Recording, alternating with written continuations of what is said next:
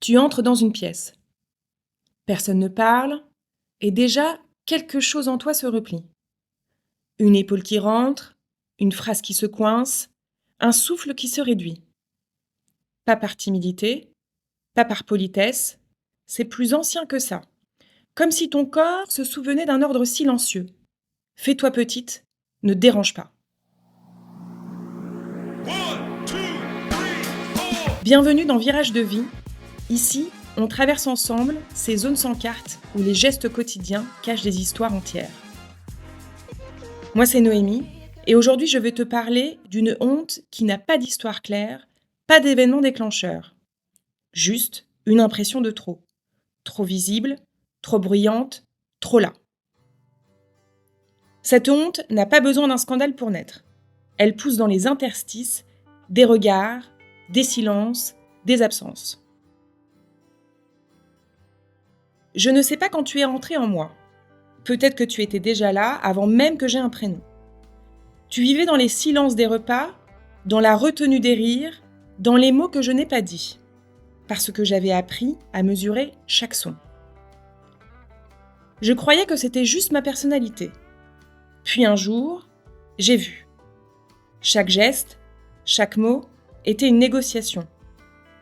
Négocier pour ne pas prendre trop de place, négocier pour ne pas gêner, négocier pour qu'on m'accepte. On parle rarement de toi, on croit que la honte vient des fautes, des secrets, des erreurs. Mais toi, tu es plus subtil. Tu as un héritage muet, un réflexe appris, un costume qui finit par coller à la peau. Et si toi, cette honte n'était pas un problème personnel, mais un langage social, fait pour nous tenir à la bonne taille?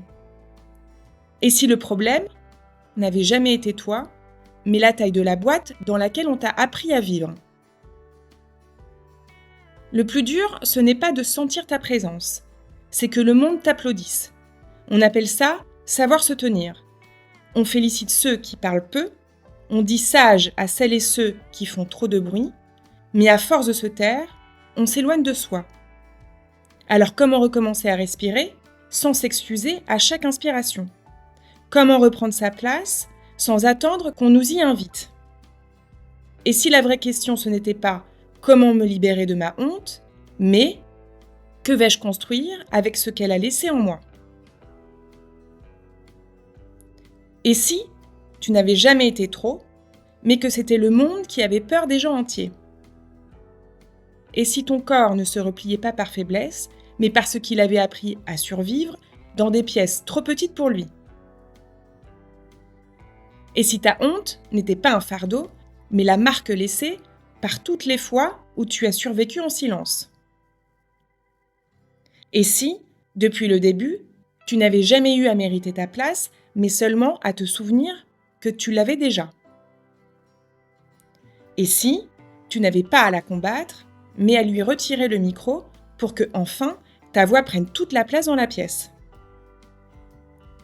Et si ta présence n'avait jamais eu besoin d'être validée pour être légitime? Et si ce soir, tu choisissais d'ouvrir la fenêtre en grand, de remplir tes poumons et de te tenir debout, même si la honte est encore assise à tes côtés? Pas pour la vaincre, pas pour la fuir, juste pour lui montrer que ton souffle, c'est le seul langage qu'elle ne saura jamais traduire. Si tu veux écrire, déposer, partager, je suis là sur Instagram, Virage de vie, virage avec un S, ou par email, viragedevie@gmail.com. On se retrouve dimanche prochain, et d'ici là, souviens-toi, tu n'as pas besoin de permission pour respirer, tu n'as pas besoin de t'excuser pour occuper ta place, tu es déjà une présence entière, pas trop, pas de trop, juste toi.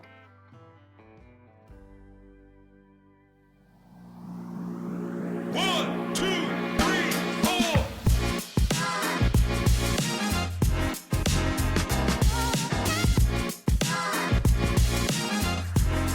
four.